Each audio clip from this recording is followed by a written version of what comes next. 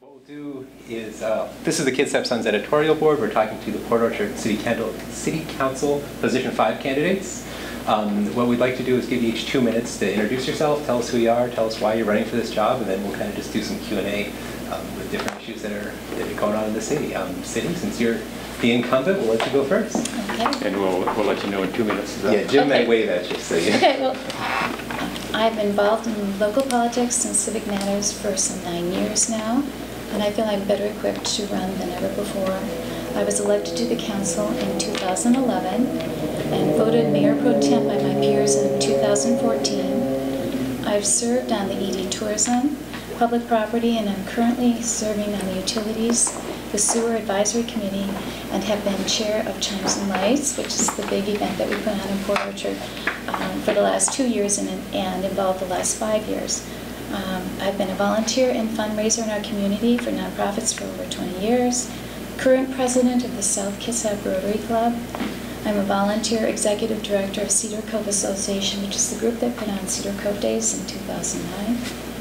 I just started my 4th year serving on the Olympic College Foundation Board and mostly involved in fundraising in that capacity. I've had 25 years of business ownership experience. I'm a property owner in Port Orchard, married to a wonderful guy who's an engineer by day and writes books about bird flight by night. Proud mother of 1 daughter born blind and gifted, and graduated early from high school. She went on to the University of Puget Sound, which brought us out to Washington from Wisconsin. She now lives independently and holds a great job in Tacoma. And I have been hugely involved with special needs children throughout my life, volunteered in the classrooms, PTA, advocate on behalf of families. I'm passionate about mountain hiking, being out in nature, exploring new places, and spending time with family and friends. Is that 2 minutes? Yeah. I'll give him the extra 15 seconds. Thank you. Hello everyone, my name is Marcus Lane. First I want to say thank you for this opportunity. I'm very excited. I'm a 20-year military veteran. I don't have, other than that, I don't have much of a long resume. My wife and I retired back here in 2013. During my time in the military, I had the I had the opportunity to serve several asymmetric roles. I was anything from a safety manager to a facility manager, training manager. I have several years with community planning from the military perspective and the community perspective. My last 2 years was as a chief of staff, if you will, for my military unit. I've also had a few years in command and control. I'm very passionate about volunteerism and taking care of my community. When my wife and I retired here in 2013, I wanted to start continuing my public service and continuing being involved with my community. And I also wanted to make sure that now that I've had a choice in what I can affect in my community and the direction in which my community can have, I wanted to try to find the place that would have the most impact. That's when I started getting into the city politics by chance. I also started attending the city council meetings on a somewhat regular basis and becoming very involved with the downtown business as well as the business of the rest of Port Orchard too. I'm very passionate about the economics and the tourist aspect as well. Thank you. I'm going to ask both of you another real easy, simple question because you kind of alluded to why you moved here, but why'd you choose Port Orchard? And where'd you come from? I was a military brat, actually. Okay. I was born and raised a military brat. I was born in San Antonio Air Force Base, Texas, and I moved around ever since then. I've had and this is where I think, I think this is where, try not to sound self-serving, but this is where Port Orchard I think is the best because I've had, growing up, I was everywhere, Hawaii, Italy, Europe. After I got out of the military from Minot, North Dakota, or I got into the military from Minot, North Dakota, got to go even more places, Africa, Asia, and really when it came down to it, McCord was my first duty station here, and it's where I met my wife. This was very quickly the place I called home, and since I've had the opportunity to see the whole world, this little piece of America is the only place that agrees with me. And I think that really matters. I think that speaks a lot for what we have here. And I love it, and I enjoy it very much, and I'd like to protect and foster that as much as possible. You said it was your daughter that brought you out here from Wisconsin, but why did you guys pick Port Orchard? I shopped all around, and Port Orchard I found a house right away that I love so much. And I was looking actually in Gig Harbor and some of the other communities, but a house opened up the very morning that I was shopping, and it was so wonderful, downtown Port Orchard. It had the views. I like small towns. I like the Connect. The realtor was a real gem. And that was it. I have to say the house. And then the community after that. We love the small town. Coming down the hill, seeing the water, the vistas. It was pretty incredible. Easy question this time. Mm-hmm. Okay, Marcus, I want to ask you another question. Yes, sir. You said you were kind of looking to get involved, looking for a role that would do it, and so you chose city council. Yes, sir. To go for. Tell me why that's. I mean, people come from all different. They volunteer, philanthropy, Right. different kinds of groups. Why is that the one that you think is the one for you? And then, what specifically do you want to do? It wasn't, obviously it wasn't intentional in my case. Became aware, speaking with people in the community, that the City Planning Commission had an opening because Gil Michael had passed away. And I've always considered myself, from academically and the things that I've also studied privately as well, is like I see myself as a strategist. I've always has been. It's just kind of a natural part of my leadership aspect. Seeing the long term, seeing the challenges that need to be done. And what I found that my abilities and my skills were a perfect asset for the City Planning Commission. Once I got there, I realized rather quickly that it was not trying to say anything bad about anybody else on there, because the commission is actually quite a good team of people, and I enjoy working with them, but it was a paper tiger. There's been too many times where I've had to do all the work simply for someone else to decide to say no because they didn't like it or whatever other reasons. And I no longer wanted to be in those kind of situations. So it was also the fact that, leading, it was literally up to the last minute where I looked at, when I started, people started asking me about it, and I started looking at it, and I couldn't tolerate, what I think democracy is that we should have a choice instead of just one candidate. So for that and a number of other reasons is why I chose to challenge Mrs. Lucarelli for the position. What are the other reasons? Again, over the past year and a half, I've observed, quite a bit, what's been going on, and seen how all the council members act and perceive things and make their decisions. And as much as I like Mrs. Lucarelli personally, please understand, my professional aspect is what comes out here. When it comes down to leading and looking at the long-term challenges that our community is facing, not just as Port Orchard, but as the larger Kitsap community. We have several challenges that if we don't start taking care of them now or addressing them now in the next 50 to 100 years, my children aren't going to have the same community that I'm giving them. And I can't tolerate not taking care of those challenges now. I can't tolerate the path forward as being no action. And not taking care of, not addressing the important things, the holistic aspect that is Port Orchard. Cindy, when you opened, you said you're better equipped now than ever before. Yes. Why do you say that after your term?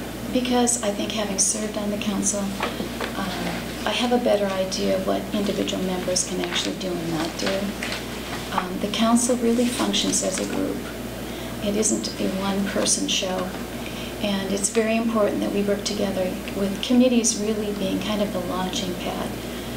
We're directed from staff about the most pressing issues that we have to deal with. And as committees, we zero in and set some direction, and then it all goes before the council.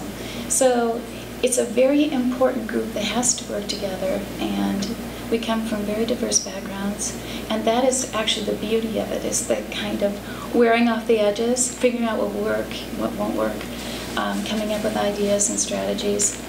But we've just come off of a recession, and what I know is a lot of what our hopes, what we thought we could do, were put on hold just to actually maintain the city, do a good job of trying not to go into debt, make better use of our resources, be careful about hiring, all of that. So as with anything, when you're new, you have all kinds of ideas and what can happen. You realize, especially in government, what can be done and the limitations.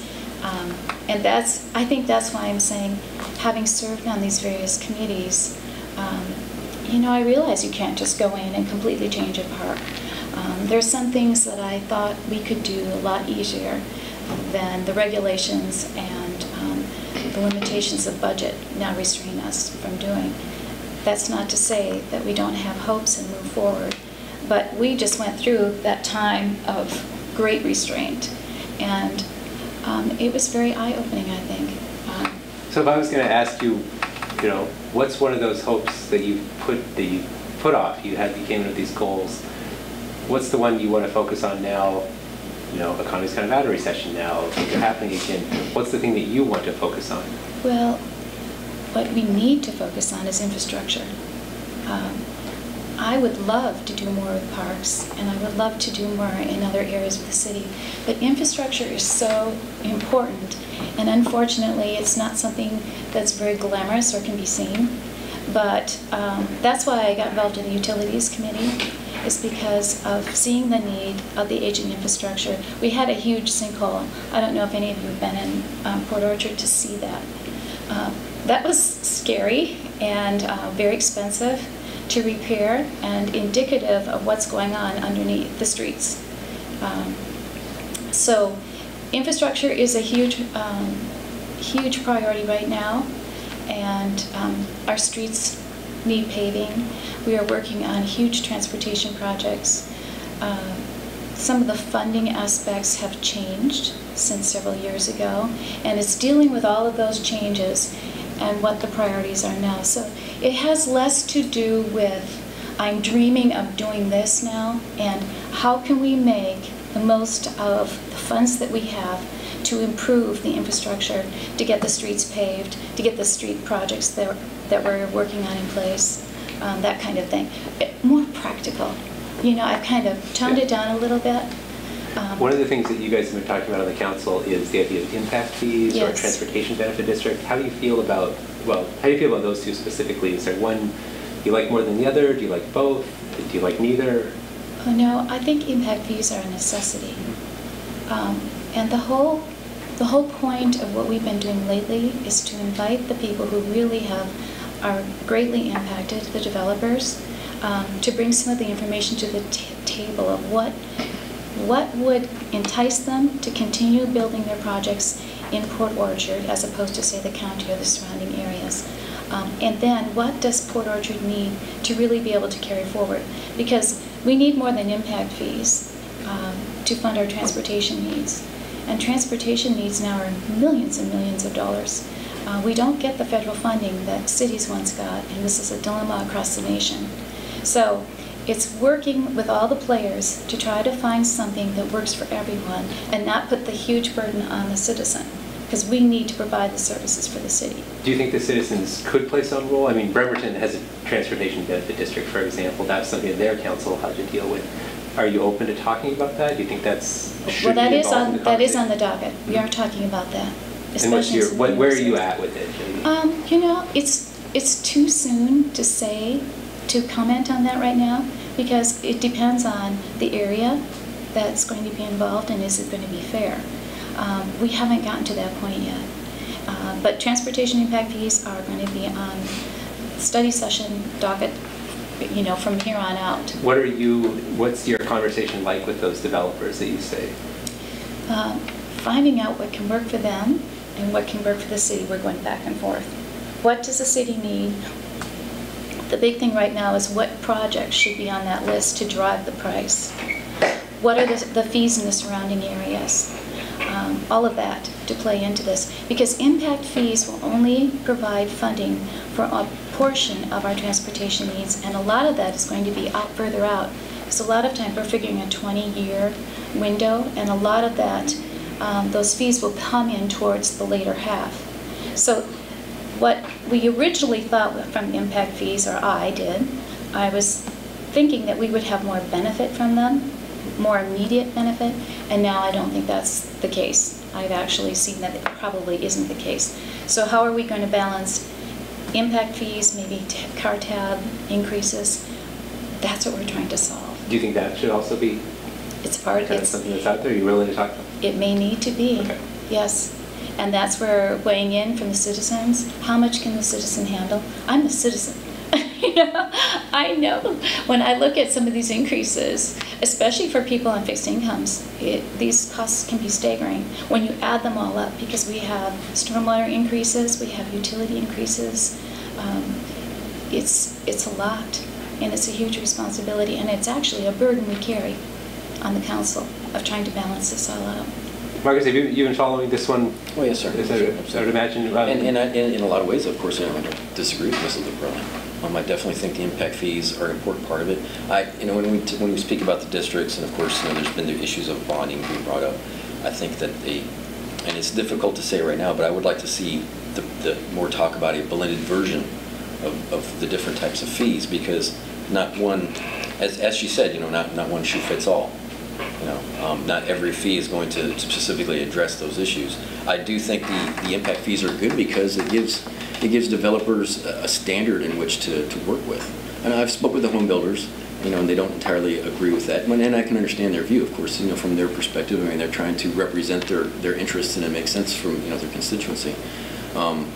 There was also the view from the Rush Company, which has been doing a lot of building in the past few years in the area, and they actually like that. At first they say they don't like the idea, but then they come around and they say, we actually endorse it because it gives us, we know exactly how much it's going to cost us going into this, exactly what we're getting into.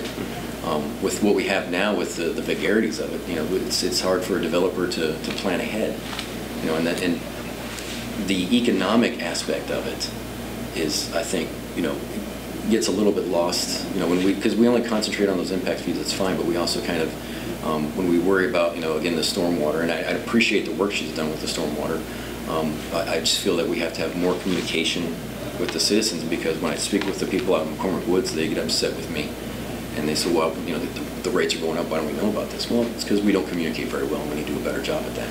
What's your strategy as far as that goes? If you're sitting in this seat and you think I need to do a better job of having that conversation with people, what about either your personal makeup or your ideas? How do you do that differently than maybe it's done now? I always look at every aspect of it's 20 years, it's ingrained in me. I'm a public servant. And you can't help people if you don't talk to them. And you can't help people understand what's going on if they don't know what's going on. It's one thing I learned, as both a leader, and I learned from other great leaders that, when we're in situations that we don't understand, people are going to be afraid of what's going on. They're going to be upset when they get the unexpected things happen to them. So it's important that we communicate everything that's going on. I don't like to be told no either. I've been told up to this point that I will always be an open book, and I will be, just like you have representatives in Congress. They pretty much, they're always putting out. They're always putting out letters. They're always informing their constituents of what's going on. I love Facebook. I think social media is a powerful thing, but I also think getting out there and sitting down and talking with people is just as important too. I've already been getting out, like on Bay Street, for instance, getting involved with the citizens who have been upset with some of the property issues that have been going on down there. And you get out there by getting up and going out and doing the work with them. That's how you get out there and communicate. And it's just like a marketing plan. There's multiple channels to it. I apologize. One of the things I didn't even think about mentioning was that I have a business degree. So I think of a lot of leadership, and I also have a good understanding of how business works as well. Next spring I'll be done with my MBA, and I want to start teaching an OC. So and I'd like to stick with this kind of facility. So I can see how there's a lot of business-minded aspects that we can also add to the cities. And not so much an economic development plan that's been sitting on the shelf since 2004, as well as a comprehensive plan that is rather toothless, but. I think we need to have a better and more aggressive economic strategy, and nothing, of course, nothing pie in the sky, but something that we need to continually work on every day. Let me ask that question. Go ahead. Just a quickie. Yes, sir. You made reference to your valuable experience in the Air Force. What did you do in the Air Force? I presume it was the Air Force. Yes, sir. Yeah. My first 10 years, well, I was, by trade, I was an aircraft fuel system mechanic. So my job was to shove my bodies into small places and fix, plug leaks. That was my first 10 years. I grew up as, just a mechanic, but of course, I began, leading larger teams. At one point I had a small team of about 50 people, being aircraft maintenance. I got to enjoy every aspect, of that, as well as the command and control aspect of it as well. leading the effort where there is no excuse for failure, but you always have to do it by the book, first time, on time, every time. That was the attitude that I left with, and it was the most important attitude. My last 10 years was very asymmetric as I got into the job market and tried to, market myself. I was very asymmetric. I'd like to categorize myself as, Marcus, there's a problem over here. We don't know what it is. We don't know how to do it. Nobody else does. Would you please go over there and fix it? Okay. I was a problem solver. Okay, that was still in the maintenance area. Yes, sir. Yes, sir. Yeah. Because after I got out from actually turning wrenches, I did every other management aspect you can think of. Okay. Of course. Thanks. I was going to ask about the communication question, because that is a big part of what a council person does, is meet with people. How do you feel that's gone over the last couple of years for the council? Do you think the city's doing a good job? Is there other things that, what's kind of your reaction to that question on how you're letting people know about what's going on in Port Orchard? Well, my involvement with the community is pretty huge. So through Rotary, Olympic College Foundation, and we do encourage people to attend the council meetings, but I probably would have to say that's one of my hugest sorrows, is that community members don't generally come out to the meetings unless it touches a button for them. And it's really hard to get people to come out from their busy schedules. So we usually have a small group that attends, but we don't have a majority of the city coming and representing themselves. We do hear little bits once in a while. We do have a city newsletter that goes out. Marcus may not be aware that as council members, there are certain restrictions that we have regarding social media. We're not allowed to do Facebook, actually. We are not allowed to do quite a few things. There's certain statements and things that we're actually not allowed to do. And you'll learn that. But it is more the mayor, and it is more the department heads who actually have the authority to use the staff to make information known. Now, the city has a Facebook page, and that's something that the clerk actually operates. The council's not allowed to. So I would say, collectively speaking, the city has made a big effort to reach out to the community, but individually, we're a little bit restricted that way in what we say. And as you may be aware, we've had a lot of litigation problems lately, and those are things that we're not even allowed to discuss. So we reach out more collectively through the city, through the mayor, and I think every time there is some kind of campaign, that is where we go door to door, and we really hear about what's going on with the minds of the people and how they view us and what's wrong with their neighborhoods or whatever. Campaigning for me has always been one of the best parts, the best connects. Can I just expand on that? Yeah. So throughout our county, definitely with voting and even registration now being so low, Yeah. do you think that is something that council may look at trying to change as far as the way it communicates to the younger voters that are coming? Like, is it something that is looked at as far as, all right, but this is the generation that's coming up that we need to start voting and need to get involved? Oh, yes. Is this something that has ever been talked about with A lot. needs to change? Oh yes, a lot. And social media is, the whole idea of getting involved with Facebook was an effort to reach out that way. But then we have the restrictions of the public disclosure, and all of the records need to be kept now. And that includes everything. That's all emails, any entries we make. The city clerk has actually defined what we can and cannot do. And we're juggling, we're learning what it is, what media we can actually make use of. That's kind of what I'm saying. Individuals have to be very careful now. And we have to make sure that there are certain things we've been limited to doing. And I'm saying social media is one of them. Only the clerk is able to put the entries in the Facebook page. We can't communicate that way. I'm interested in this. You're being restricted. Yeah. Are you restricted from going door to door when you're not campaigning? No, we aren't. And you can hold town hall meetings in community centers? Absolutely. Mm-hmm. And we do that, and we have had special you meetings. Do that? Okay. Oh, yes. We've had special meetings to get input, especially from neighborhoods when there's been issues, or yes, we try to do that. We try to bring people in. We try to get that feedback going.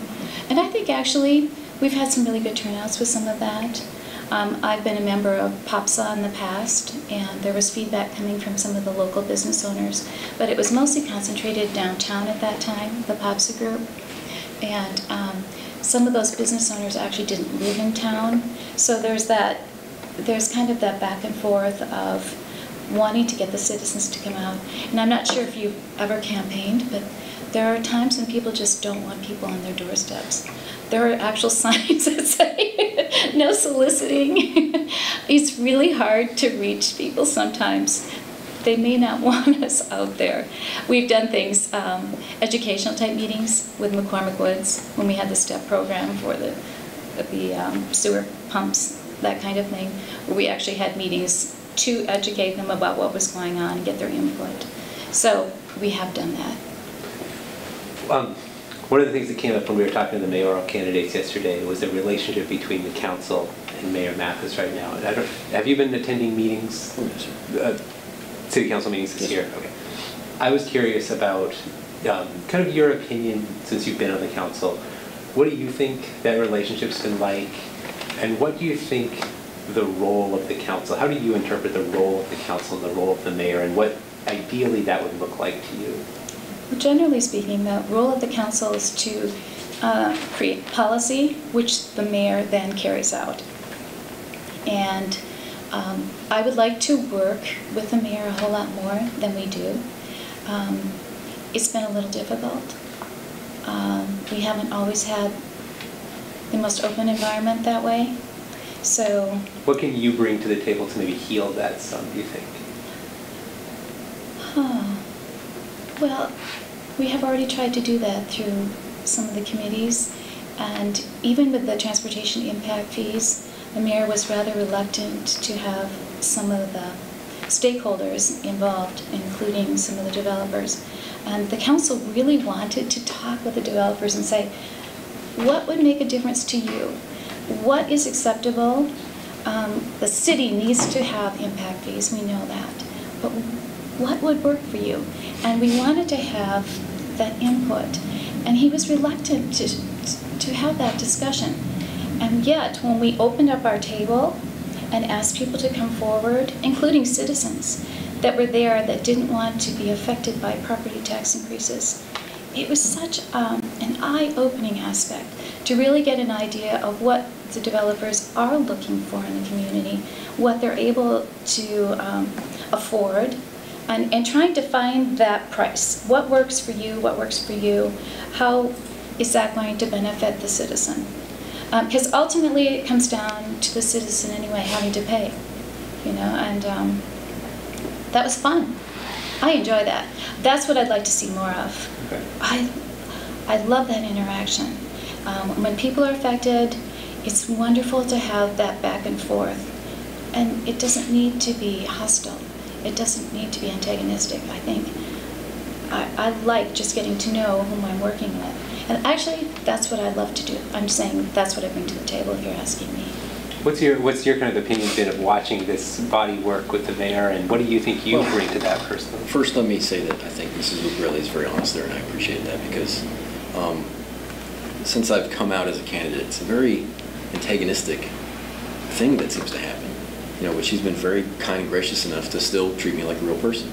And I don't get that from a lot, and it's kind of upsetting. I also want to kind of back up and say that I feel what I feel as to what I see and what I think come from, you know, a lot of, from my experience as, you know, I've studied leadership since 2005. I'm working on a book. My MBA is going to be in leadership, and I want to get my PhD in leadership. So leadership is my personal passion, you know. So I know that there is, and I've read it. I've been counseled by other council members, you know, about I need to read the laws, and you know, this is what the council does, and this is what the mayor does. And I think they're both very vague in some ways, because some people are upset that the current mayor, doesn't have a vision. You know, maybe he has, as I've understood it, I believe he does have a vision for the staff. You know, he's the department head, he's the executive, and that's understandable. But when you look at the documentation that the city council is responsible for, the city council's documentation, like the comprehensive plan, the economic plan. Their job is, you know, as that, and you look at that, is they say what the vision is for Port Orchard. I think the previous mayor, Mayor Coppola, deserves a lot of credit because obviously, you know, as the way I see where the leadership should be on the council, he obviously took the reins because he got up and he was the leader that everybody wanted to be. Leadership is a very subjective issue, but it's also connected very much to people's feelings and what they expect. So when Mayor Mathis came in, it wasn't what people expected, and I understand that. But I've always been of the nature is if you feel that the job isn't getting done, then get up and take care of it. Get up and lead. And I think that's what I haven't seen, and in spite of, you know, there's a lot of emotional issues involved between the city council and the current mayor, and I understand that. I'm not privy to everything, but you can see that at a distance.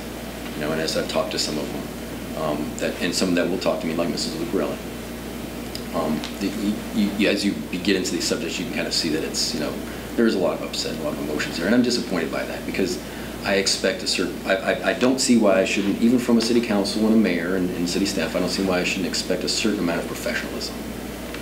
You know, and sometimes professionalism means not going behind someone's back. It means going to that person and talking to them candidly about, you know, if I have a problem X, that's how you foster, that's how leadership fosters teamwork and fosters community. Now, leadership takes all different sorts of forms, of course, and there's different kind of knowing your role and understanding what you do. And there's followership that the leader can do too. Yeah. How would you apply that concept of leadership as you see yourself in the council role as a councilman? Kind of, what do you bring to that? What does that body need right now that you think you provide in that way? Again, I think there's not much in the way of, there is, you know, when you look at the vision statements and you look at the planning and the goals, there's simply just, you know, they're plans on paper, but there's no executables, there's no deliverables, there's no due dates. And I understand that, you know, in some cases it's really hard. You can't, you know, sometimes you can't have a due date very easily. But we have a 20-year plan. But what about the next 50 years? What do we want as a community Port Orchard to look like 100 years? Again, I always filter everything in my life through the eyes of my children, you know. What is the city that I want them to inherit when I'm done? How do I want it to look? I want it to be safe, secure, economically viable, and stable. So as a member of the council, I definitely will, and I want to get out there and I wanted to try to find a good economic strategy, not a development plan, but a strategy that will have an economic development plan behind it, but a strategy of where we are now, where we need to go in the next 20, 50, 100 years, as well as still concentrating on the issues that affect us today. I've gotten out to the community and I don't see, everybody agrees that, you know, tourism is probably our best bet, at least for the downtown area. Okay, and as I've gotten out to talk to people, I can't come up with a better idea myself, but as a community, that seems to be the big thing. So that's something I've developed my own economic strategy. I want to instill a dashboard, you know, an actual dashboard, a balanced scorecard approach. You know, and if those don't work, then fine. Measure, so like a measurement tool. Is that what you mean? Roughly, yes. I mean, I don't believe in leading by the numbers. You know, I always aim for 100% because you should never lower your limits. Okay, but I don't want to lead by the numbers, but, you know, we have to have some kind of analytics, some kind of data, you know, because I know that the city has it, the county has it. You go to the Chamber of Commerce, they've got some of it. But not everybody works together and puts it all together in one place. So there's no economic leadership. You know, there's no one person that's, you know, gone out to the other, you know, as I have time to do, and I'm happy to do it, and I definitely want to do it, to go out and speak with all the other leaders in our region to work together, to work on some kind of a tourist strategy that implements that. Because not only do we concentrate economically on the downtown, but we have to think about the entire city. We have to think about, you know, I don't like to look at, you know, we used to think that, you know, going to the car plant was a good job and it'll be there when my dad, you know, when my dad retires and I'll have that job, but it's not the way it is anymore. So I want to find generationally stable job markets that we can try to attract, and we need to actually go out and do the work to it, because we can't just, you know, put up a flag and say, hey, you know, open for business. We have to go out and we have to find these people, but we also have to come together as a community to figure out what kind of economy do we want in Port Orchard.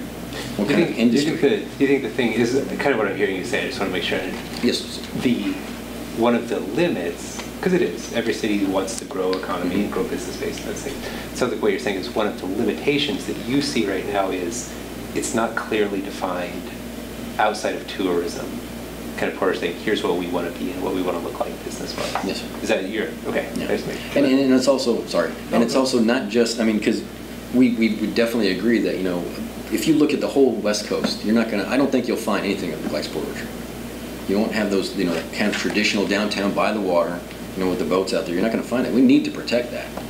You know, and I think everybody in that area believes that, and that's why people go there to live, because it's a bedroom community, people call it. It's a place where people want to live, and they enjoy it. And so, what question that not the question, but the statement that he made as far as leadership, because I've heard it before. Do you think that is a problem between City Council and the mayor, that he doesn't see leadership there?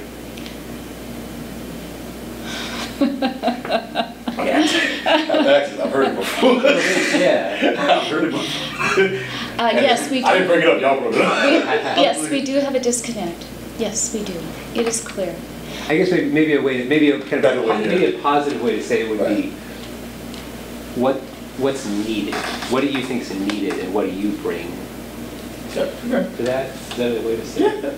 Well, see, but she answered that. She answered that. That part.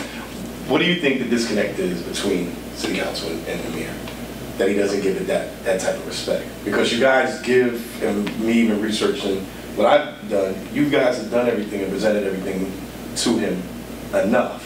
But there has to be something that's he's not like, I'm not listening.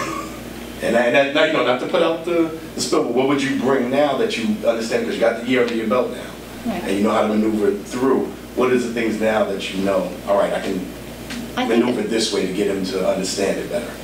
The truth is, everyone here understands that political climate makes a big difference in what you can accomplish and not.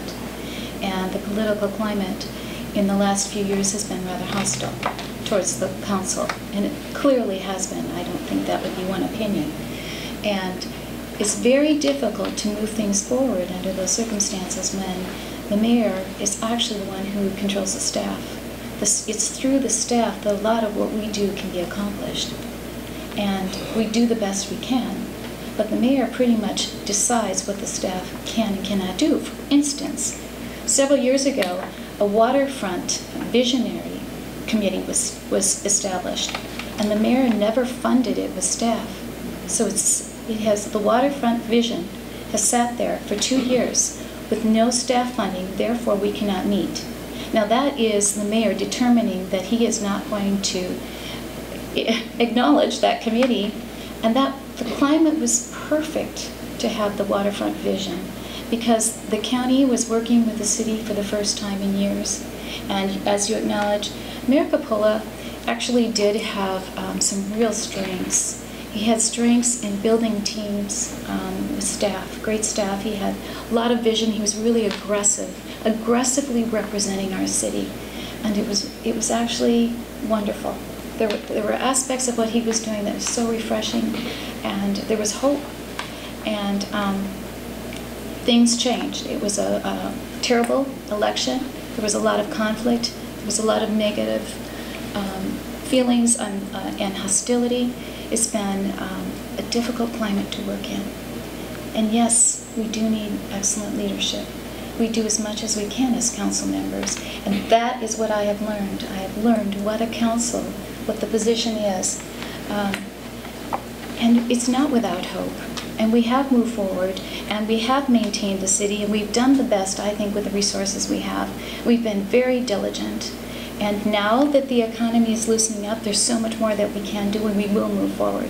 But these streets, the infrastructure, all of that are priorities right now. Let me just Yes. run along the line. You're hitting right on it. What Marcus was just talking about a moment ago, as far as looking at, tourism is something you've been involved in Hugely. specifically because you do festivals and things like this. So obviously I'm going to guess that you believe in that. But kind of the rest of my question was, when you look ahead and say, what is Port Orchard's business community going to look like, and what can the council do better? What would you like to see the council do to kind of help that along? What's your vision there? In order to have any kind of development take place, let's just say Bethel, we have to have the routes established so people can get there. We have huge problems with the Bethel corridor. Right now there's traffic backups every day. It is not conducive to these businesses to build in an area where people can't get there. readily, where they're stuck in traffic for maybe half an hour, 40 minutes just getting to and fro, where the streets are breaking up. We don't have the infrastructure in place to be able to handle some of the developments that are being proposed. That's huge. That is the priority right now. There's a lot of planning going on. Maybe it's not apparent, but there is considerable planning going on about getting the infrastructure in place for these future developments, for the schools, for the needs of the community. And that is what we've been involved in. And maybe, like I'm saying, it's not very glamorous, but it sets the table for development in the future, for growth in the future. And we're talking about balanced growth. We're trying to figure out what is Port Orchard, what is affordable in our community. Affordable housing is huge. As you say, we're a bedroom community, and now that the other bridge is in, we have more Seattle and Tacoma traffic living here, younger families coming in, the Ridge, and the development out in McCormick Woods. All of that's a planned community taking place and moving along very nicely. So we just keep building on that, and that is the whole value of meeting with these planners and the developers and finding out where they're at, why they want to locate and build in our city, and how can we help them do that. But not at the expense of our vision of keeping a small town, keeping it charming, whatever. We just recently heard that we have about as much retail as we can support as a community. That was rather shocking to me. You know, you go, whoa. But we clearly know that we don't have the variety of shopping that our citizens need, because a lot of people leave our town to go shopping. Gig Harbor, Silverdale, right? So we're working on that balance. And again, I cannot stress enough that infrastructure is huge. And that has been a priority, and I'm involved in that now. I have a question. So I've heard some comments about looking at the vision economically, what will be sustainable in Port Orchard. But the one thing about Port Orchard and a lot of the small towns around here, it's not like you're a town and it's 60 miles to the next city. Significant amount of the people that live in Port Orchard work someplace else. Significant amount of people who shop in Port Orchard live somewhere else. So you have people commuting. What is the method or vision of how to sink in what's going on around you? It's not just thinking what's sustainable within Port Orchard. I haven't really heard anybody speak to that. And you made a little bit of a comment about you have people shopping and going elsewhere. But I really would like to hear, Marcus, from you and you know, how do you integrate what goes on in the city with what's going on around it? Who wants to tackle that first? No, go ahead, Marcus. Okay. Well, we've heard about all the organizations, the KRCC, the PSRC, and so on, and they're all the developmental councils that work together to try to integrate, the different parts of the county, the different cities, as well as the other outlying counties too, because as she said, we have everything that happens on the other side is eventually going to happen over here, and of course when we have concrete from one end of the Puget Sound to the other over there. We have to be careful how much of that we bring over here too. It's all about, everything's about teamwork and communication.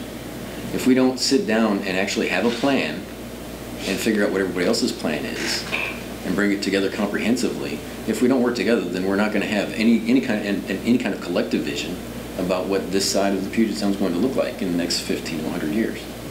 I mean, Cindy's right. I mean, infrastructure is very important, obviously. But I like to try to look at everything in the holistic point of view, and we can't do this alone because we're just a small community that's part of a larger community. We have to work with the other communities, and I've spoke with city council members from other cities, and I'm surprised to find out, and maybe this is just the way things are. I don't know, but they're surprised to find out, that there's no communication even between one city council to another, at least with the people that I've spoken with. I mean, I could be wrong. But I'm kind of surprised that, when I speak with some people in Bremerton about basically the tourist funnel, that we have, as well as, the people that leave here to go to the other parts, of our peninsula to go to work. I've been very fortunate to some of the knowledge that I've gained over at Olympic College, working there where I do over there.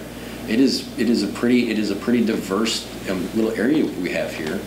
And it's actually one heck of a spider web when you see people move from one place to another, rather living and working in the other place, like you said.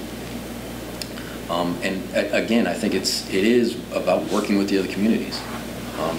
One thing I like about having a college right next door to us is when we need to have when we need help with things, that's what they're there for. They can create those programs. They can work with the communities to create that, if we bring it in industries or if we need help with jobs, they can create those channels to train those people for those things. They also can provide the aspects, just like with the entire university system, they can provide those aspects for planning and cooperation with the rest of the communities. I hope that answers your question. I just wanted to hear your perspective. Thank you. Yeah, we're actually looking at a campus out in Old Clifton, a high school campus that we may partner with Olympic College and share the facility. Michelle Reed has been hugely involved in that, and there's a lot of that cross-connection going on. There's a lot of cross-planning going on. A majority of, there's a huge portion of South Kitsap that attends Olympic College. And I'm hugely involved being on the foundation board. That is an amazing asset. And I wish that OC was in Port Orchard. But to have it so close by is an asset for the entire peninsula. And there is nothing like Olympic College. I sing its praises, and it's a joy to be a part of what's going on there, because every single time we have a fundraiser, we pull in students who share their story. A lady living in a van getting a nursing degree. I mean, how did she do that? All of the lives that have been impacted by the college. Well, to have a situation where we're going to have a high school that actually shares a campus with Olympic College would be a dream for Port Orchard. Would actually encourage students to move right from high school into a continuing education program. And yes, when you're talking about Olympic College actually training people to handle jobs for companies that would move in, that's already being done and has been done. We've even got 4-year degrees now. Aerospace industry is taking off. CADA, all of those organizations, we work with them. The city works hand in hand with these. Visit Kitsap, another organization that mainly takes care of tourism. We are not isolated, and we are already working together because the peninsula as a whole pulls people here, and one thing affects each community. So we don't look at our city as just the only resident and the only group. We are all working together, and we meet often. We have meetings all the time regarding transportation, tourism, all of those different things to learn from one another. But Bremerton's so much larger, and there is a little competition going on, right? So that's why we want to keep our impact fees at just the right sums, so they don't build just across the border. Yeah. Quick question. Well, we're about done with our hour with another group coming in, but I really do appreciate you guys are very cordial with one another and still kind of separate yourself. For a last statement, we'd like you to one last chance to talk. Take a minute, and we always say if there's something we didn't ask about, this is your chance. Mention it to us. But the other thing I always kind of ask is not to take a shot at the other person, but separate yourself. What is different about you than your opponent that you would want to share with us? We'll let Marcus go and then let Cindy finish. Thank you. I don't like to be told no, and I don't quit. I never quit. My mother was my first, and I almost get kind of choked up just thinking about it, but my stepmother was my first example of a leader. She's down in Texas right now. She's a leadership officer for, she's running the cadet program in her local high school. And that's what she instilled in me. And throughout my 20 years was public service, and that's exactly what I want to do. I will not be an armchair politician on Facebook every day. I will be out there in the community, getting to know people, finding out what their problems are, see what I can do to help them. When people come to the city council and they have problems, I'll get up off the chair and I'll make sure that they give my business card before the end of the night. I will go and see what their problems are. I want to make sure that we have that human connection and that human aspect within our community, and to build a sense of teamwork, because there's so many wonderful people out there. I mean, there are so many small businesses in our community. It's a bed for that development. I love it. And that's what I want to foster, by getting out there and doing that hard work with them and for them, and knowing that they have someone out there that not only has their back, but will be willing to go out there and take those risks with them. because when I come home at the end of the day, I want to be able to look my kids in the eye and know that I did the best I could and I did the right thing for our community. That's all. Thank you. Port Orchard has a lot of needs, and I have found that one of the best ways to be involved is actually to be a volunteer myself. So that is why I'm involved with Rotary. That's why I worked on the Coffee Oasis project, and at Turner Park, we work with Helpline. It's staying connected to the needs of the community, and through knowing that Helpline is needing extra food and working on fundraising projects to get some of that in there, that broadens my awareness as a council member. So being involved with Olympic College, being involved with the Rotary, being out in the community, POP's involvement, tourism involvement, all of that, I think, has been something that has really broadened my perspective. I have to say, right now in my life is the perfect time to continue to give. I don't have any grandchildren yet, and my daughter is independent, living on her own. Since I have been a council member, there's so much that one has to learn, and being on all the committees that I've been on, I have that advantage. I actually have the experience of learning some of those things moving forward. A huge asset is that I'm a woman on the council. We only have 2 women right now, and I do think that of the 7 council members, there's a balance that's needed with the perspective that a woman has, especially as I consider that I have the experience of having raised a special needs daughter, and that perspective, I think, has worked well for me. So I have a compassion index that I think I can offer, which may or not be there. I'm saying my business owner experience helps me to relate. I wrote paychecks. I had 2 businesses for 25 years, a sum of 25 years. So I have an idea of what business owners go through. And when they are talking, I can totally relate to that. So I'm saying common sense, balance, and to be very careful with taxpayers' money, because I realize that's our precious resource. Thank you, guys. We appreciate your time. Thank you. Good luck to you both. No, just have a quick detailed question too.